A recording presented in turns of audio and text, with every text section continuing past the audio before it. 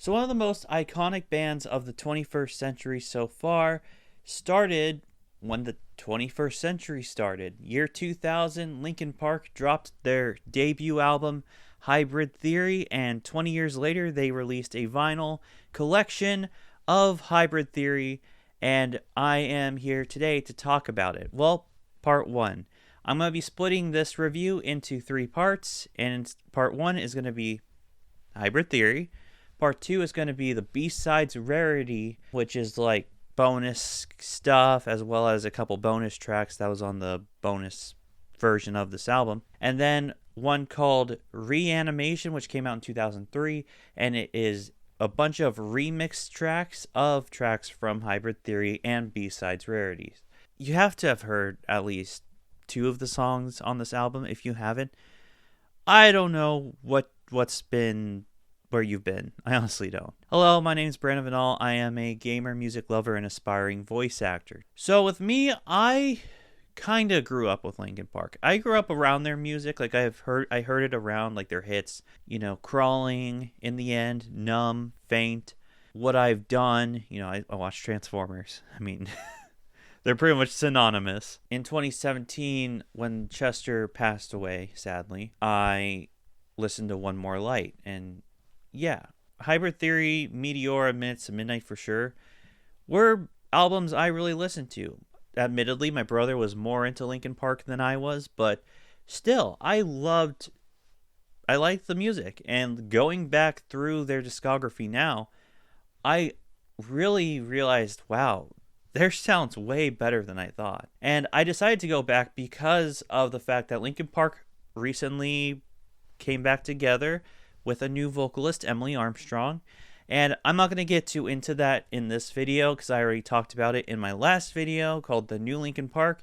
I urge you guys to go watch that because I don't want to spend this video talking about Emily Armstrong and stuff. Because this is about Chester and the band with Chester in it. So any older Linkin Park before From Zero, I'm not going to be talking about Emily. So go watch that video if you want my thoughts on her. But yeah, so Hybrid Theory means a lot to me. It really does. So I want to go over that with you today. But first, I want to go over not just the packaging of Hybrid Theory, but the packaging of the 20th anniversary edition in its entirety. So let's go check that out right now. Alright, so like I mentioned, since this is part 1 of the Hybrid Theory 20th anniversary box set, figured I might as well show you the box set in itself. You got the Linkin Park Hybrid Theory. Down there is a little 20 with an LP right there. And then we got sort of a version of the album art right there for the actual Hybrid Theory album. Then you got the iconic little thingy-mabobbers on the side, which is really cool. I'm going to show you the spine. I want to say, don't get too triggered. I am sorry. When I got this, it was like wrapped in a plastic, and I tried to get it off as best as I could. And then my dumbass had the idea, hey, let's get your box cutter out and cut the plastic there. So, the spine is a little bit, it doesn't look great. It's a little bit cut there. I promise though, if I do see this in at my record store, I'm going to get like another one and just trade these in. But yeah, the spine says Linkin Park, HT20, Hybrid Theory 20, that kind of stuff. And then the 20 LP again on this side.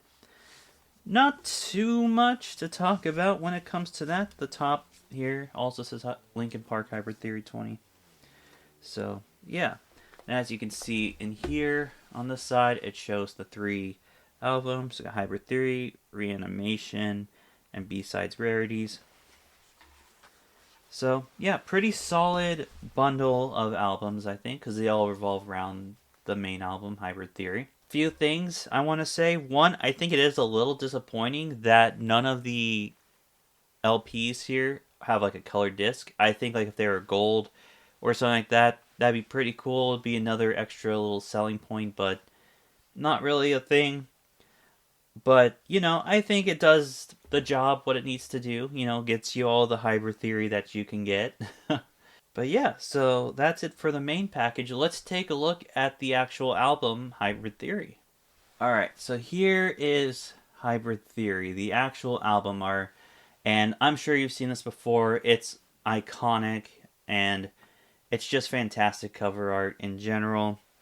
So I tell you what I think the soldier on this represents later on in the video. So let me guys know what you think of my theory. My theory. I did not mean to do that. No pun intended. But yeah, it's really iconic soldier holding a red flag. You got the Linkin Park and the little kind of brackets going on. And then there are a bunch of kind of words all around here, and I think what they are like the lyrics, but kind of like put in this way where it's kind of like all in this guy's head, like he's thinking all of these things. And then you got like these wings on the back or something like that, which I think is also another touch, is like a big X kind of behind the grays with the reds. I love the coloring here. And yeah, and then also down here in the corner, it does say LP and then 20. So it lets you know this is from the 20th anniversary collector's edition. Alright, and then opening it up, we get another image of this, but in black and white, some more of the same text and stuff. A little bit darker around the ends and stuff. And then we get all the band members' pictures at the time. Dope stuff. Some other pictures right there. And then some of the credits for the producing and yeah, all that kind of stuff there. And then we got another picture of the band members there. Yeah, Chester with the I remember when he had like a bleached blonde hair. Yeah, that was a time. And yeah, pretty much the track listing right here.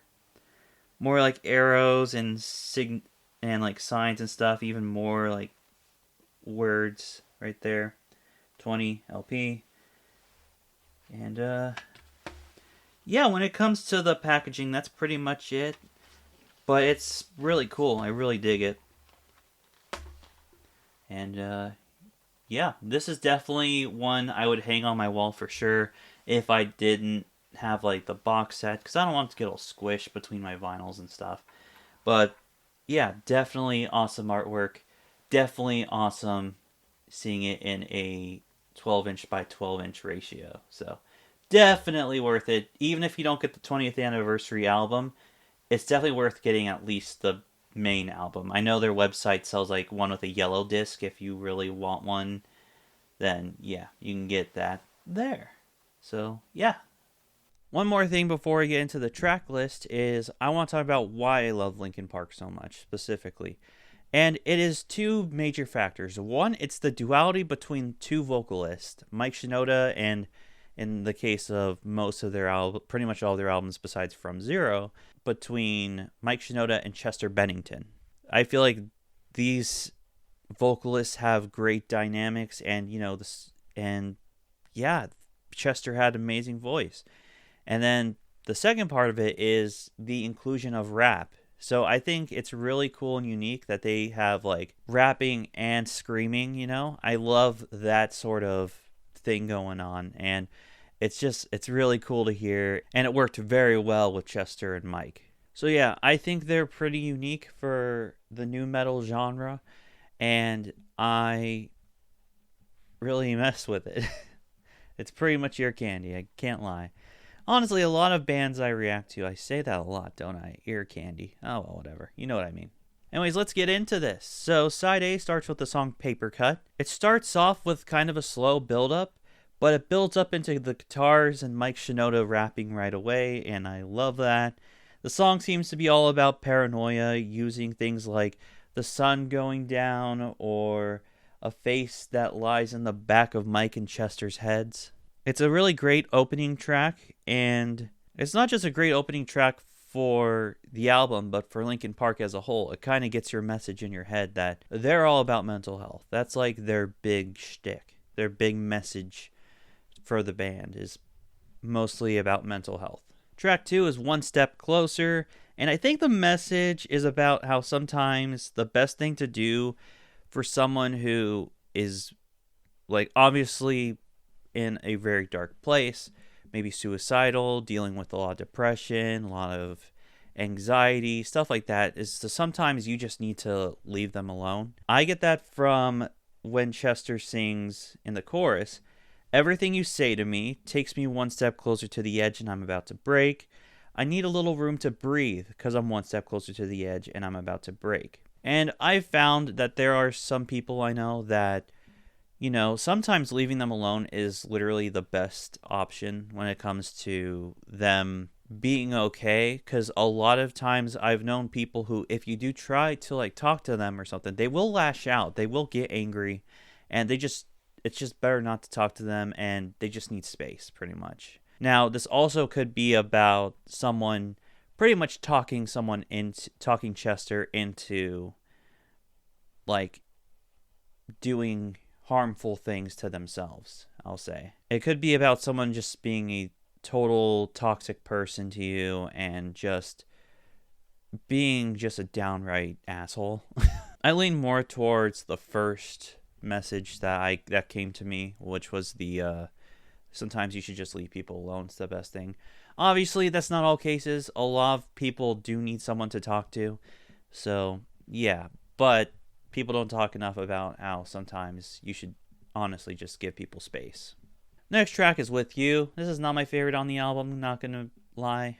I'm not a fan of how the vocals and the instrumentals kind of change up in the pre-chorus. I think the song is about regretting a breakup, wishing that they never broke up with this other person, and it's kind of describing the mental state that they are currently in. This line that Mike raps makes me think that maybe this wasn't the best relationship and maybe it's a good thing that it ended. "I hit you and you hit me back. We fall to the floor. The rest of the day stands still."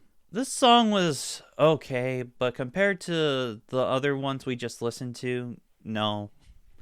It was just an alright song.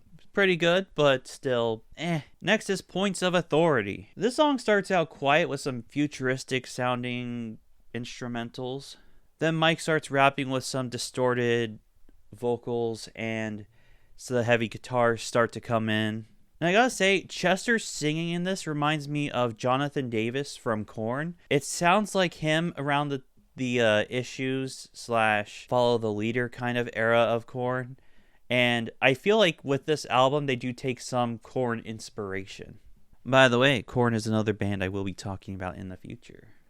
In the song, Chester seems to call out people who hurt others because they themselves have been hurt. A part of me thinks that the person he's calling out was hurt by the people who raised them, since he repeats, "You live what you've learned." And if it comes to something like generational trauma or things passed down through generations, this could be something like you were treated like shit by your parents, or you see your parents treat others like shit, so you've learned from that to treat other people like shit. I can really see that being a very big issue, and I think I've actually experienced that quite a few times in my life. Next is my favorite song on the album, "Crawling in My Skin.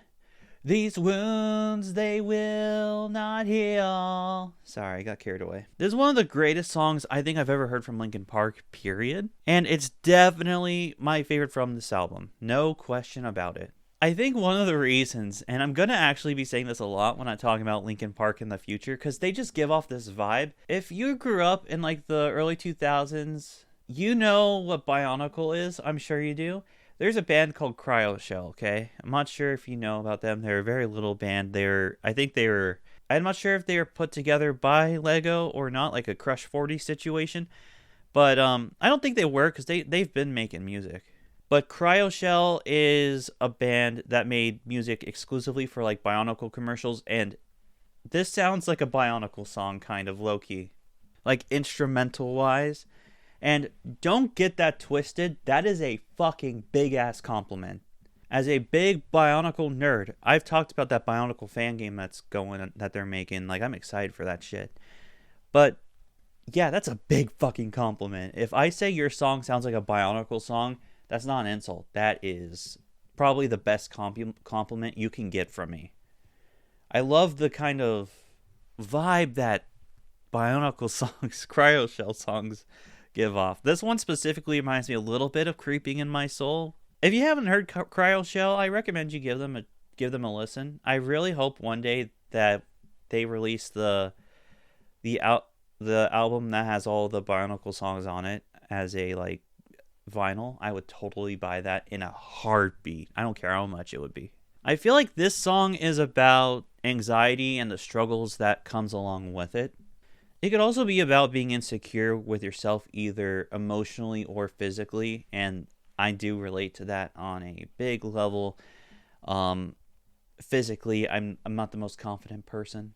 Another thing I get from this is it having to deal with past traumas or PTSD, and I get that from the line in the chorus that I sang.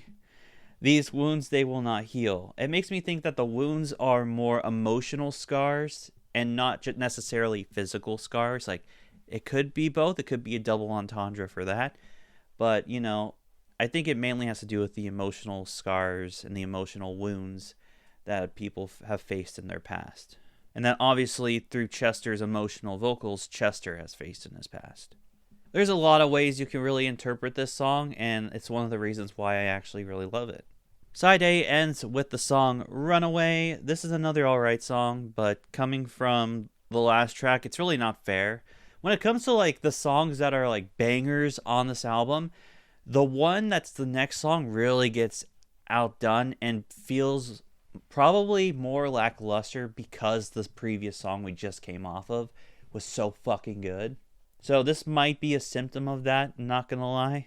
I think this song is about realizing that someone is gaslighting and betraying you and just cutting that person off. And I definitely agree with the message of that song, but I wish I liked it more because it's a weak way to end side A. So side B starts with By Myself, and I think it's a very strong and powerful start to side B because I realized, I think I realized at least, what the soldier represents on the cover of the album, and that is how mental health is an actual battle that people face, and that it's like an actual war zone. And people that have to deal with severe mental illness are like soldiers in a war against, the dark thoughts that you get with mental health struggles. I get that from when Mike raps, "If I turn my back, I'm defenseless, and to go blindly seems senseless. If I hide my pride and let it all go on, then they'll take from me till everything is gone." It seems like Mike is strategizing his options, whether to talk to someone about his issues or whether to just kind of keep it to himself. He's weighing the pros and cons, almost like planning a strategy going into combat. I believe that at the end of the song, Mike decided to talk to someone, but the person didn't really know what to say about his situation, sadly, and really didn't know how to help. Which, to be fair, when it comes to people dealing with mental illness, if you can't really relate to the struggle that they're going through, it is hard to be like, I like to say like, hey, I know what you're going through, or it's gonna be okay, or something. A lot of people can't relate to everyone because everyone has different struggles, so it is a sad reality at the end of that song, which is kind of what I liked about Avenged Sevenfold, is that they keep it real sometimes. Like, there was a song on City of Evil that really was more realistic than most songs that were about that subject, and this is a very realistic scenario. So I think I like it when bands keep things real, I guess. If you're a millennial, you had to have heard In the End, which is the next track. Next to Crawling, it's the biggest song from this album that I believe most people have heard. The first part of this song I hear quoted all the time from people who don't even actively listen to Linkin Park, and that is, "I tried so hard and got so far, but in the end, it doesn't even matter." Like, I quote that all the time. I think obviously from the lyrics, this song is pretty much questioning, like, is anything I do worth it? Like, in the end, does anything actually matter? Like, specifically, they mention how fast time flies in the song. So, like, in the grand scheme of the universe and the the time of existence, and we're getting a little existential here. I know, I'm sorry. In the grand scheme of the universe, like, does anything we do really matter at the end of the day? That's kind of what this song, I feel like, is questioning. This might even question relationships, and if a certain one that Mike raps about is even, like, worth it to begin with. This song really puts that question, does any of this really matter? It really implants that in your head. It's a classic song. Loved it. Next is A Place for My Head. It's another okay song, but like Runaway, it's a bit underwhelming based on what we just heard. Like, again, I feel like it's a symptom that there's a banger, and then it makes the next song just sound not as good as the last one. But the thing is that this also has a similar message, I feel, to Runaway. Like, it almost sounds like a very similar song in a way, message-wise, except this one has to do more with the theme of greediness. Unfortunately, I don't really have much to say about this song, except that Chester's screams at the end are just mwah, loved it. But that's just usual for Chester Bennington. Next is Forgotten. So Chester wastes no time to kick off the song, himself rapping back and forth between him and Mike, and also hammers in My Love for the back and forth between the two vocalists. So this just has that first thing I love about Linkin Park. They just implement it first thing in the song right off the bat, and I love it. When Mike raps after the back and forth, he is describing this dark place and that it's rainy and it's lonely, which is what the song is essentially about. And that is, I believe, that this song is about a fear of being lonely. Mike describes a faint light that sometimes shows up but then goes away. And I feel like that's representative of someone who you care about or cares about you being there for you in the moment, but then the next moment they're gone. And now you're back in this dark place all by yourself. It's a really great song with some really great imagery. Second to last track, we got Cure for the Itch, and I think this song's actually pretty cool of them to do. This song is strictly for Joe Hahn, or also known as Mr. Hahn, as introduced by Chester in this, to just let loose. He is the DJ for the band, and this is just him trying out a bunch of like beats and a bunch of instrumentals and stuff. It's really cool that they gave a track to the DJ to just kind of like show everyone, hey, this is what our DJ can do. This is how awesome our DJ is. Let him go off. Pop off, King. Pushing me away. The album ends with a breakup song about trying to make the relationship work between them. But despite trying so hard, the relationship just isn't working. Like, they're really trying to make this relationship work, but it's just not. They just don't have that click, that attachment, that love for each other. In the song, Chester even questions himself, like, why did I even stay with you? Like was it even worth the effort of trying to make this relationship work in the first place? I feel like in a way it's a callback to In the End a bit. Like, in the end, did this relationship even matter?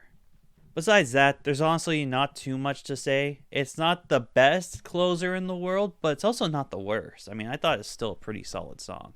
So yeah, the great thing, I think the best thing about this album is that this is Linkin Park's debut album, and it's one of their most iconic and one of their best. I have a lot of bands I like, but their first albums are either pretty good, okay, or garbage. For example, My Chemical Romance. I'm surprised I haven't talked about them yet. I think their first album's dog shit. You will not catch me reviewing that album specifically. That is not going to be reviewed. I talked about the All American Rejects self-titled album.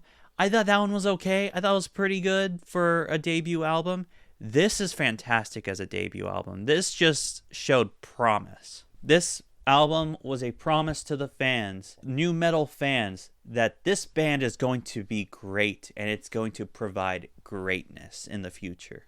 This album screams iconic. From the artwork to the songs to all of it, really.